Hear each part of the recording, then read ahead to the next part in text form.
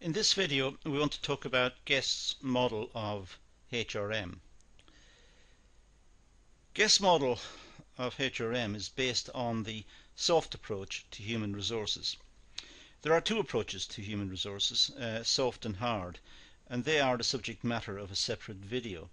But very briefly here, the soft approach relies on motivation and dealing with people at work in a way which enables them to work effectively and have motivation, and also treats them with a great deal of respect and openness and involvement, so they become valued members of the working community in which they find themselves. They are valued for their opinions and for their efforts, and the management let them know that they are valued. The hard approach is to look at the workforce as assets of the business, in the same way as the management may look at the machinery in the business and consider it to be assets of the business. So people under the hard approach are treated as functionaries. They simply perform the tasks and get paid. There is no more to it. So they're dealt with in quite a dispassionate way. They're dealt with in a way which they're treated and dealt with in a way that reflects this opinion of them, the opinion that they are assets of the business, no more. It's as simple as looking at machinery, looking at the equipment of the business, and looking at people, and in a sense they are treated the same. So it's a harsh approach to HRM. The soft approach is the more compassionate one, the one which enables the workers to have a say. Their opinions are respected and sought, and they are much more integrated into the life of the business. So we have two approaches, and I said it's the subject matter of a separate video. Sorry, we've got an intruder on the bottom right hand corner. Get rid of that. Sorry. Okay, now the focus of Guest's model is to develop a commitment-based organization. So the Guest model is to develop a commitment-based organization, one in which the employees are committed to the organization and will make extra efforts to ensure that the organization is efficient, functioning well, and that they are putting in good effort that is required to perform the tasks, and they're doing it willingly because they wish to participate. There is a commitment on the part of the employees towards the organization. Guest suggests that an integrated approach to HR will result in practices that will increase individual and organizational performance. So looking at this integrated approach, looking at the requirements of the workforce, looking at the context in which they're working, looking at the approach of management to dealing with the workforce, looking at the role of the HR department in the provision of training and incentives and so on. This will result in practices that will increase individual and organizational performance. The workers will respond to the more enlightened approach. The workers will respond, and as a consequence productivity will be higher, and of course the organization will benefit accordingly. Now, the distinction between commitment and compliance-based HRM. Well, complying to sets of policies, rules, codes of practice and standards. The employees staying within their expected job criteria. The way they're going to be judged is whether they work within what they're supposed to do. Do they deliver the tasks that's been set for them to complete? Are they complying to the policies and the rules and codes of practice of the organization? Or are they in some sort of rebellion against it? Are they militating against the the codes of practice and the rules? Are they causing problems? Are they not meeting their targets because they're varying what they're doing away from what was required of them?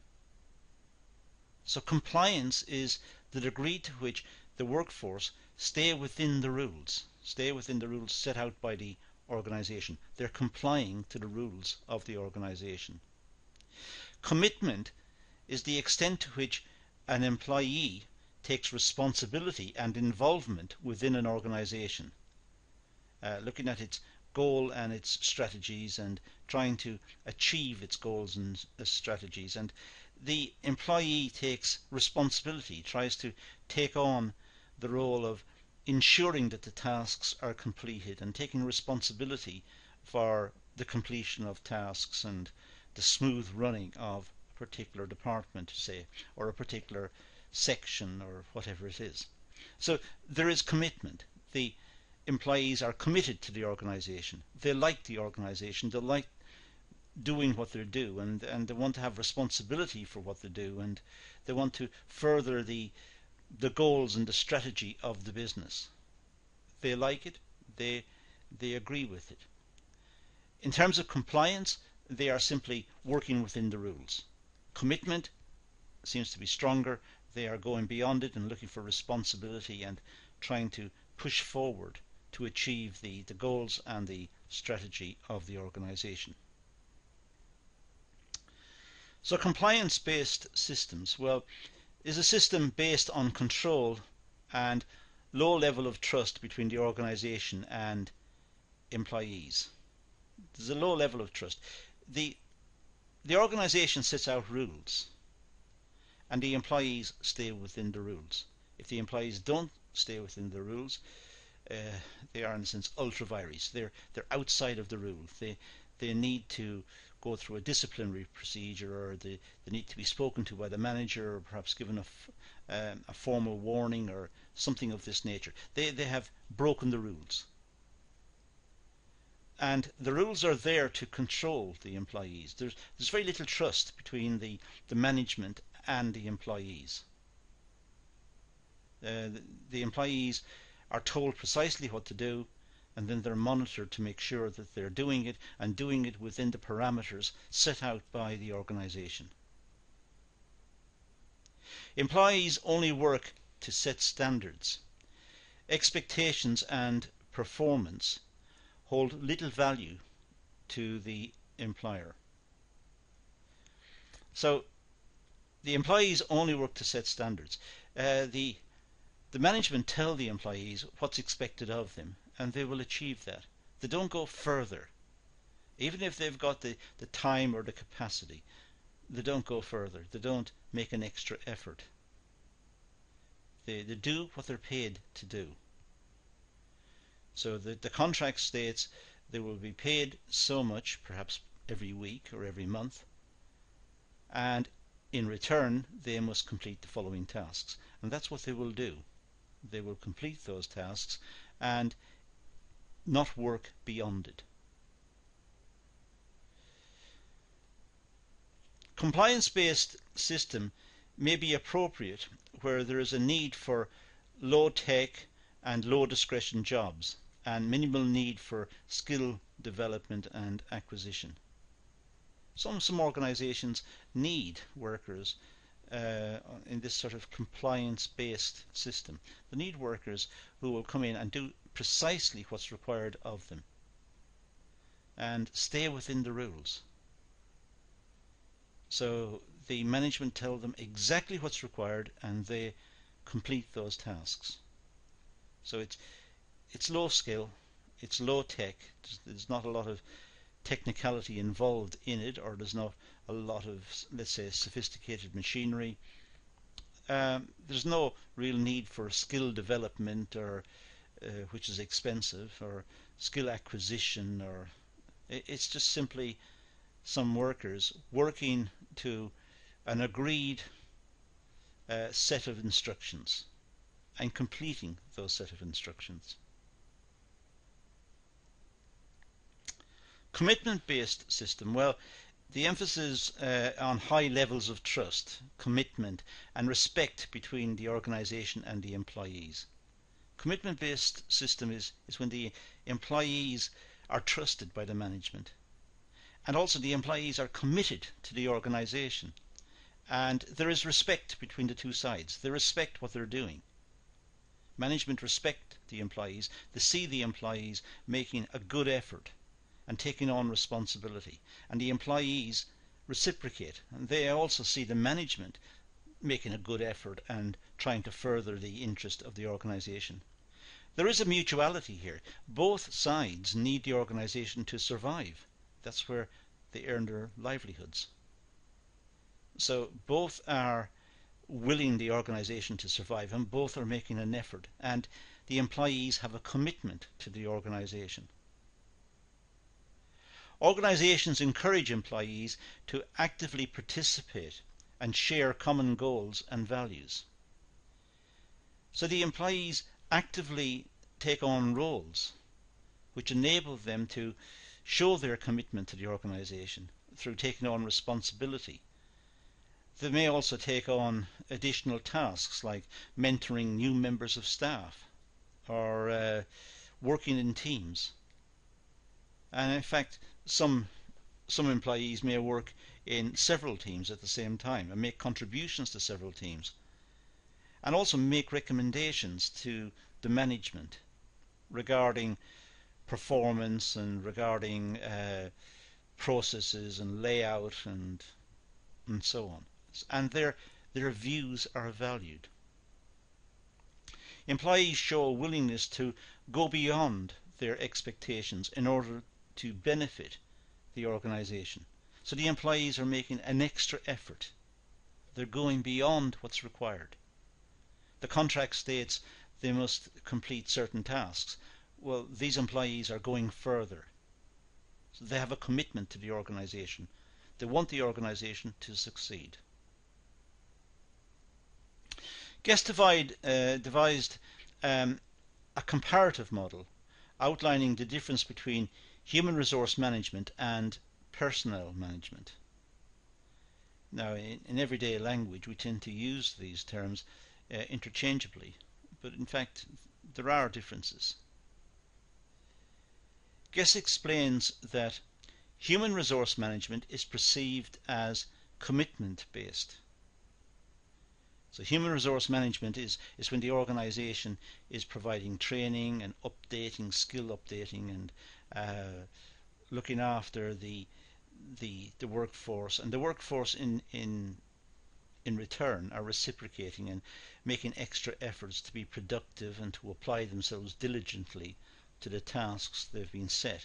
So human resource management is more commitment based. Personnel management is considered compliance based. The personnel managers will set out the rules for each job, for each task, and the employees accept those rules if they wish to work there. They accept the set of rules and work within those restrictions. They work within the guidelines set out by personnel management. So personnel management is seen as more compliance based. Human resource management is perceived as more commitment based. Now let's look at a table that was developed by Guest, which just illustrates some of these differences.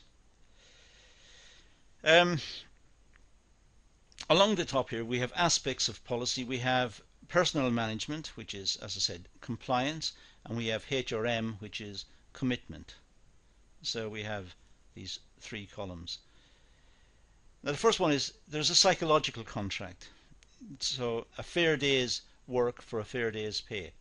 That would be the compliance view of this.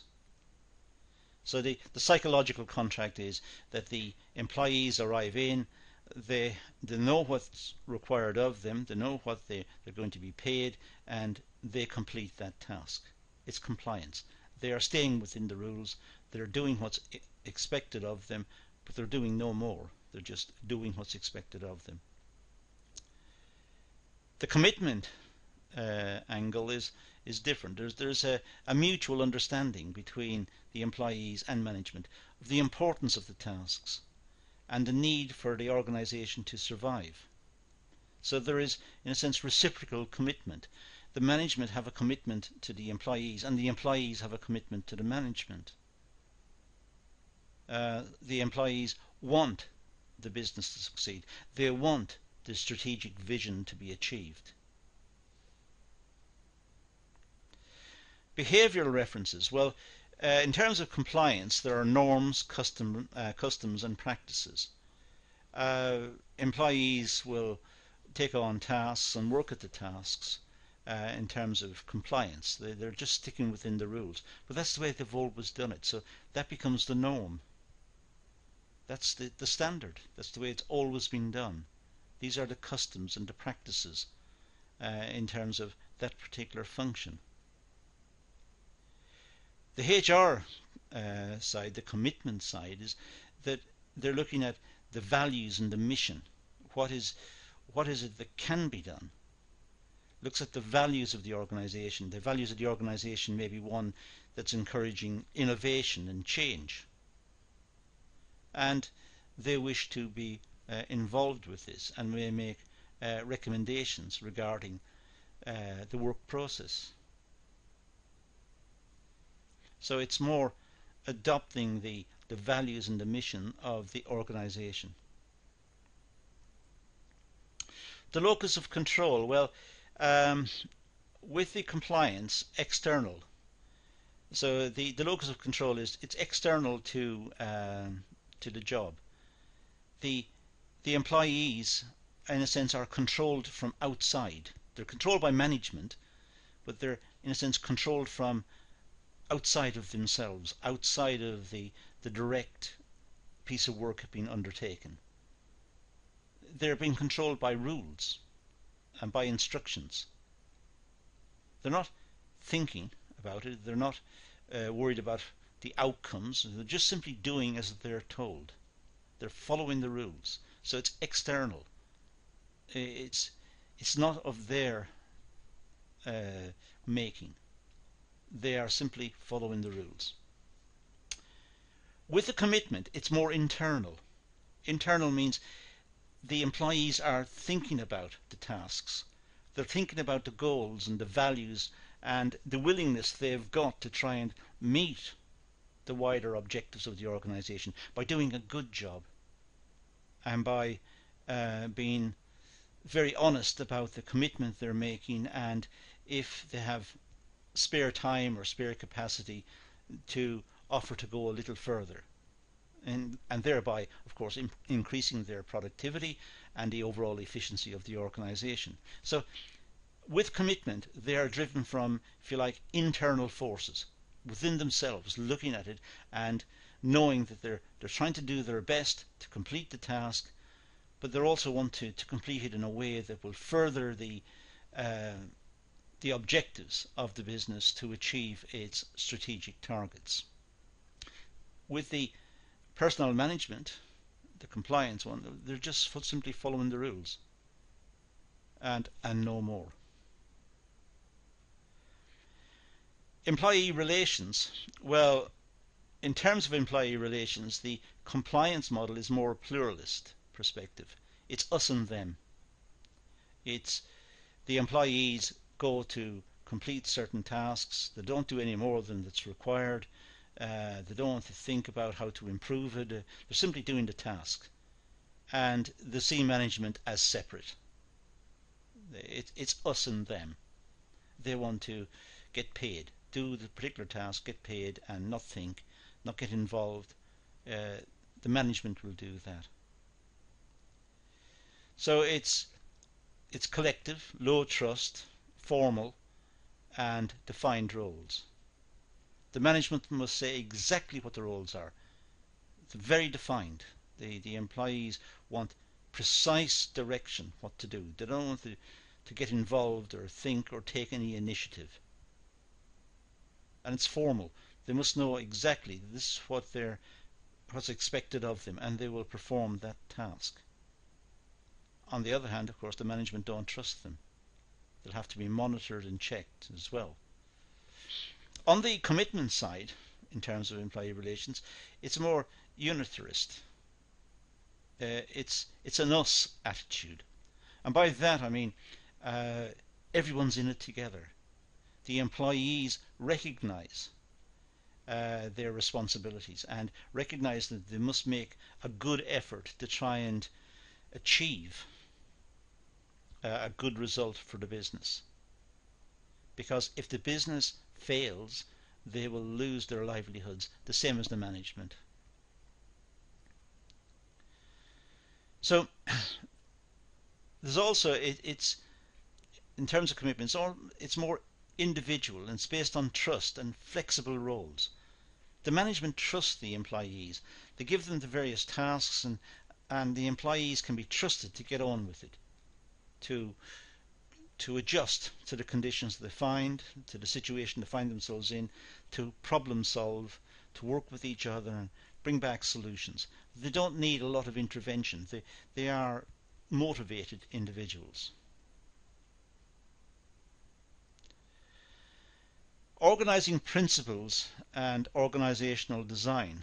Well, in terms of organising principles and organisational design, with the personnel management, the compliance model, it's top-down. It's centralised control, hierarchy, division of labour, managerial control. It's top-down. The management say what the rules are, they say what the tasks are, and then they set about controlling it, so the employees fulfill those tasks. It's a hierarchy. The management will be in layers, and the tasks will be performed by the employees. There may be division of labour, that tasks are broken down into small sections where employees are expected to perform small roles, but many of them, and of course thereby they're acquiring the skills of learning by doing, which is a part of the advantages of the division of labour.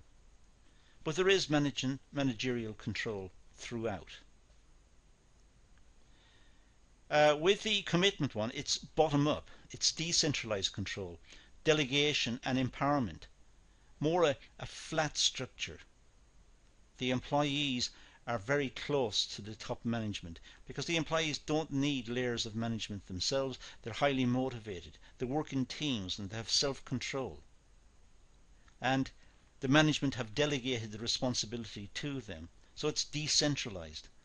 But the employees will work towards achieving the outcomes, but also making wider contributions in terms of suggestions for improvement and working with the management to improve the overall performance of the section. Policy goals. Well, the policy goals are administrative and efficiency, performance to standards and minimizing costs.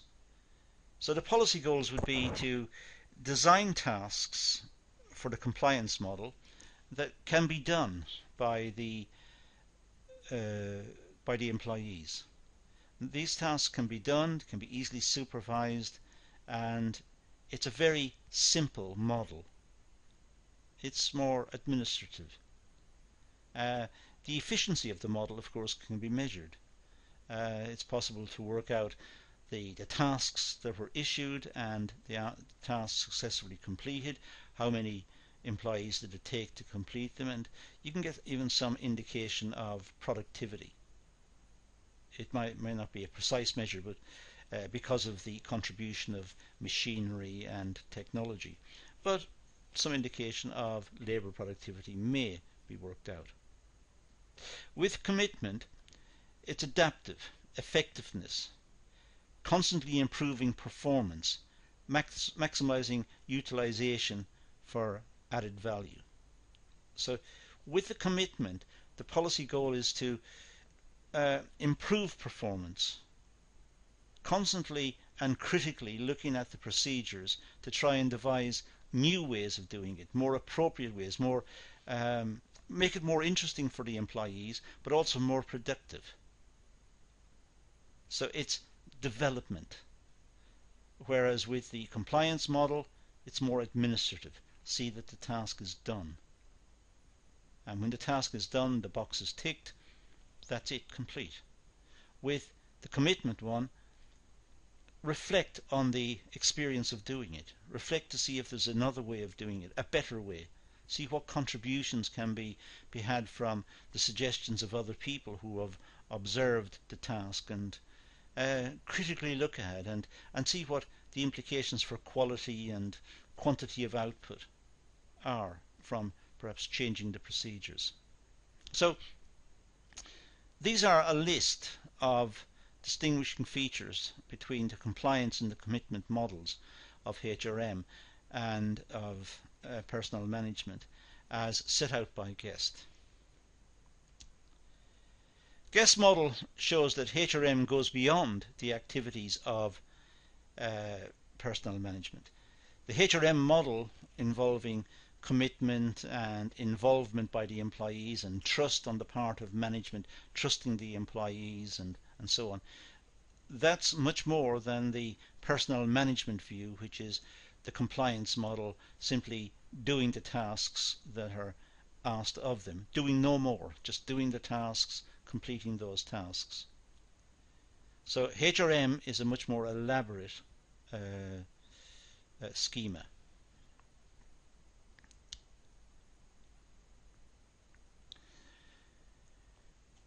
Personnel management focuses on administrative tasks, whereas HRM focuses on meeting individual employee needs and developing them to become valued assets for the organization.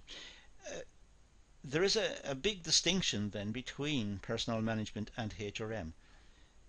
Personnel management is more administrative, more ensuring that tasks are completed on time, and making sure that the right people are in the position, but the people who are put in position don't have any particular responsibility other than completing the tasks for which they were hired. With HRM, there is an emphasis on trust of the employees. There is an investment perhaps on the part of management in terms of training and development, and also involvement in terms of talking to the employees and getting their opinions and suggestions about how to further improve the productivity of the section. Employee commitment is gained through strategically managing employees, continuous monitoring and progress review. So with the employee commitment, there could be a greater role for monitoring and for performance reviews, for example.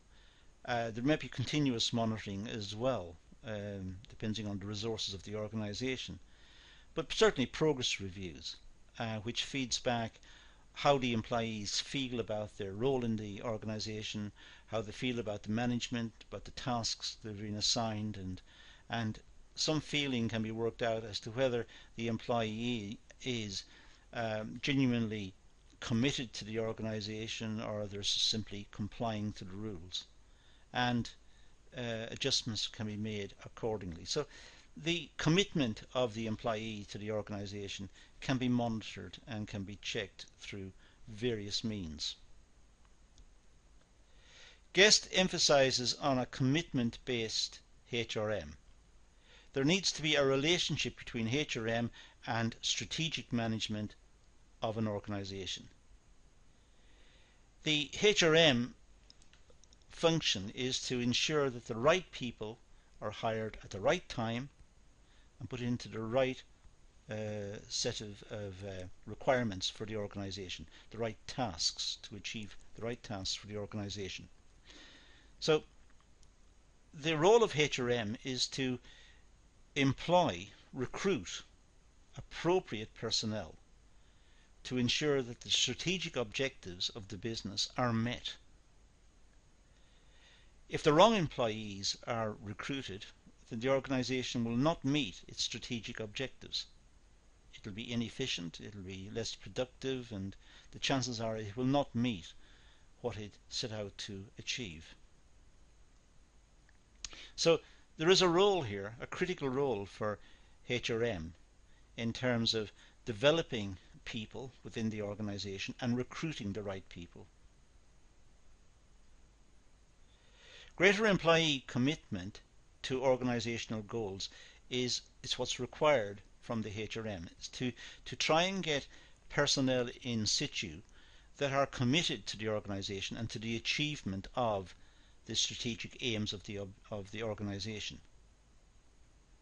So employees are, let's say, trained and developed and acculturated within the organization, so that they become more productive, more reliable, and more trustworthy within the organization.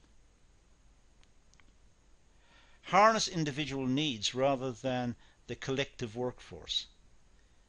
So this model of HRM is to look at individuals and look at individual needs, because not everybody's the same.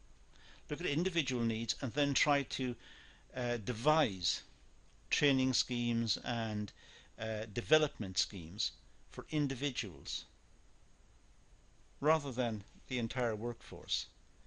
If it's developed for the entire workforce, there may be some who are left behind, some who don't understand, some who did not completely assimilate the requirements of the organization, didn't quite understand what was required of them after perhaps a training session which was issued to everybody. But when more individual needs are addressed, and perhaps addressed in smaller numbers or perhaps even one-to-one, then both the management and the employee have a greater understanding of the employee's capability to perform the task. But also the employee understands more precisely what the management are looking for.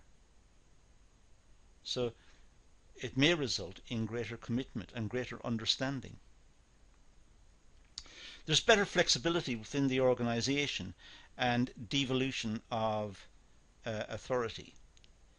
Better flexibility is when the employees understand the need to achieve the strategic objective of the business, and therefore the employees are willing to take on additional tasks or to multitask or to acquire training in different areas. The commitment model is the employees doing precisely what's expected of them, what they're told to do, no more, no less. But with this particular model, the commitment one, there is more flexibility. The workers understand the importance of achieving the strategic goals for the business to survive in the face of globalized competition and ever-changing technology. So they make an effort to be as flexible as possible to accommodate the management in trying to achieve its strategic objective. It respects the values,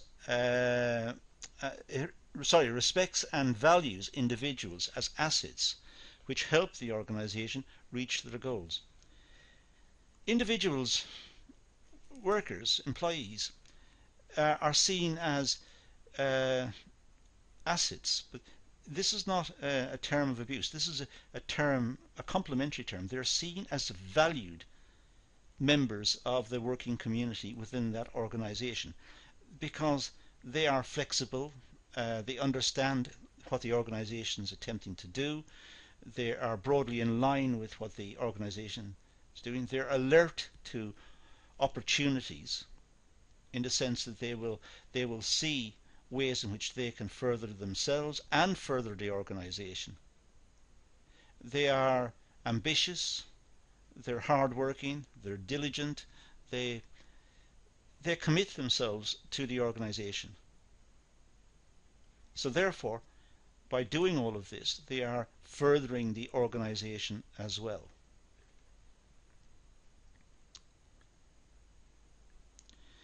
Guest further introduced a model of HRM. He proposes 6 dimensions of analysis. First of all, HRM strategy. In fact, what we'll do is we'll list these. I think it's probably the easiest. HRM policy, HRM outcomes, behavior outcomes, performance outcomes, and financial outcomes. So we have a proposal here for a model of HRM based on 6 dimensions of analysis. Now, we can see by just looking at the list that HRM strategy is the ways in which the corporate strategy can be furthered and perhaps achieved through the activities of the HRM department, being strategic in the way it goes about recruiting and training and developing employees.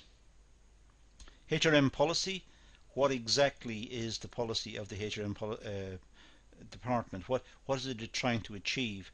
And that would have to be linked, of course, to the strategy, but it may also have aspects of perhaps training, meeting targets, developing quality courses, training programs, and so on. Looking at the outcomes of the HRM department in terms of the matching of skills and competencies against the requirements of the organization. Behavior outcomes, what are the outcomes associated with perhaps periods of training and activities within the organization which promotes the development of the workforce? What are the precise behavioral changes that come about as a consequence of undertaking perhaps on-the-job training? And performance outcomes could be measured through different metrics within the organization. And of course, all of this will have financial outcomes which will be recorded by the organization in general. So these are just very, very brief comments about these 6 areas associated with GEST.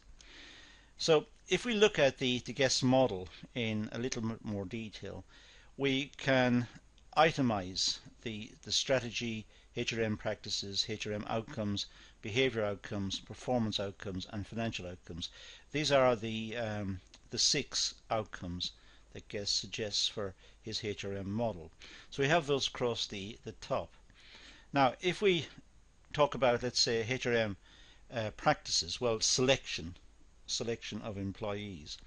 The behavioral outcome will be the effort and motivation that's required of the personnel recruited. But also there will be an aspect of effort and motivation within the HR department to do a good job, to ensure that the right people are selected. And the performance outcome associated with this would be high productivity. The right people should be recruited, and the people recruited should have high levels of productivity. Financial outcomes should also generate more profits. If higher productivity and more efficiency results from the selection process, then of course more profits should result, which would be the financial outcome. HRM strategy, well, perhaps differentiation to innovate the organization. But the HRM practices would be training, appraisal, and reward associated with exercise in differentiation and in developing the organization along innovative lines. And of course they would have to have outcomes, HRM outcomes, which would be in terms of commitment. But likewise, reward, for example, would be associated with quality, another outcome, good quality. And the behavior outcomes would be cooperation,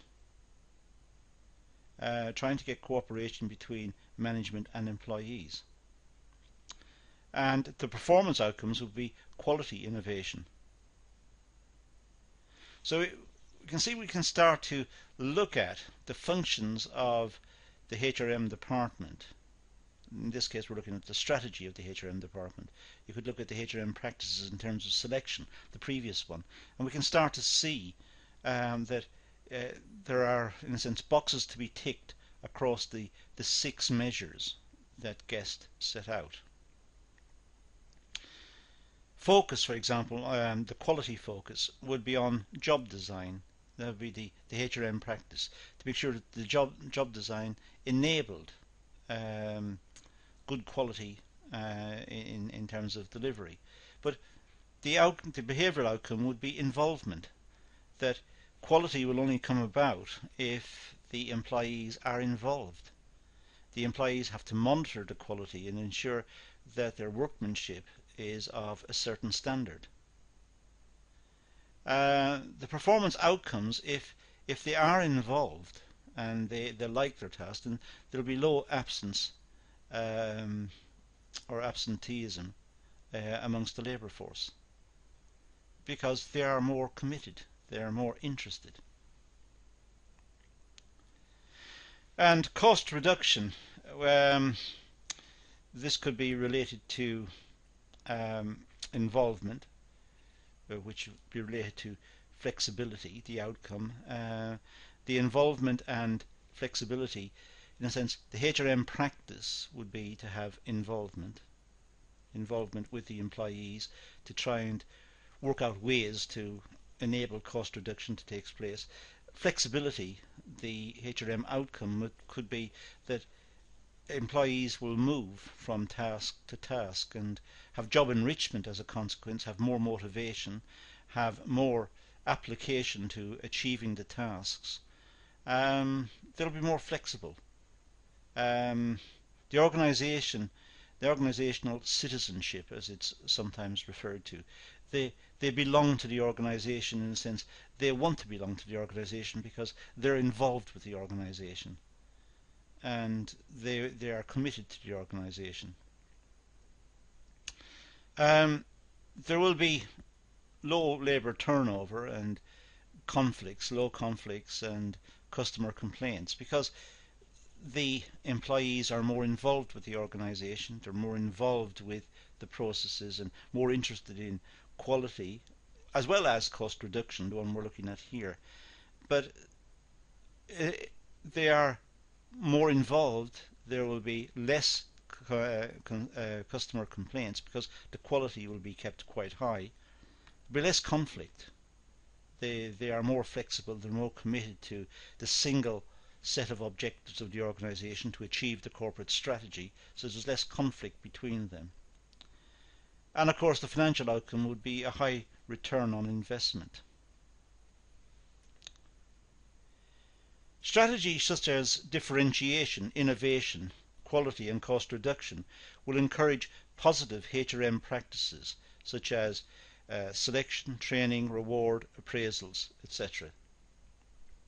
So the strategy of differentiation and innovation, quality and cost reduction, these are ones which will encourage positive HRM practices. The HRM department will seek out individuals who are interested in working for organisations which are innovative and dedicated to quality and so on. And they will have training programs and reward systems and appraisal systems, as well as very thorough selection procedures to ensure that those objectives, those parts of the strategy are achieved. This will then lead to improved HRM outcomes, commitment, quality and flexibility. Once there's more selection, training, rewards, more appraisals, etc., there will be more commitment, more quality and more flexibility within the workforce.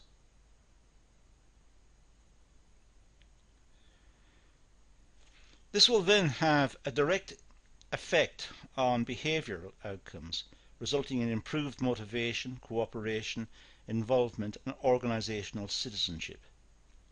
More commitment, more quality, more flexibility leads to more cooperation, more motivation, more involvement.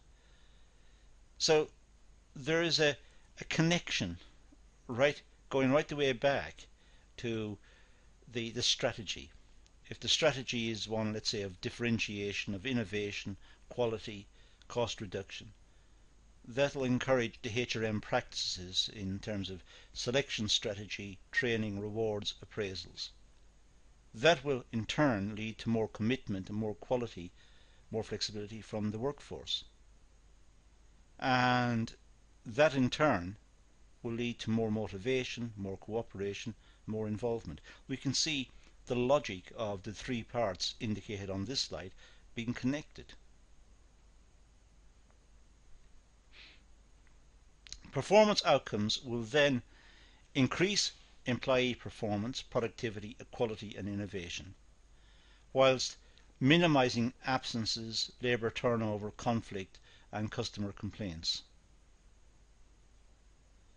And financial outcomes will result to profit and return on investment.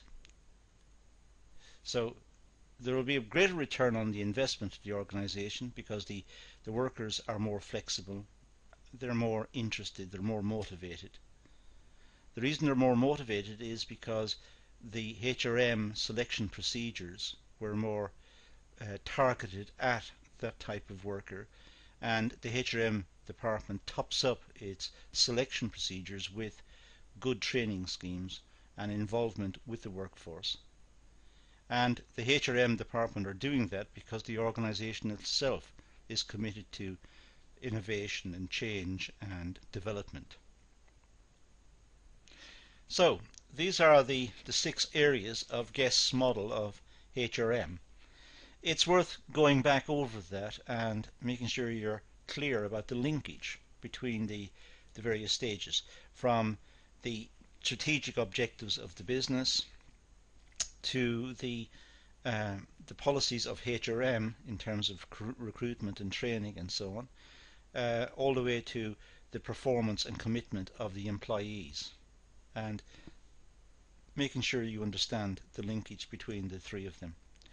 But that's all we're going to deal with in this session. It looked at Guest's model of HRM, and that's the only source that is relevant in this case, and that's all we're going to deal with. So thank you for watching.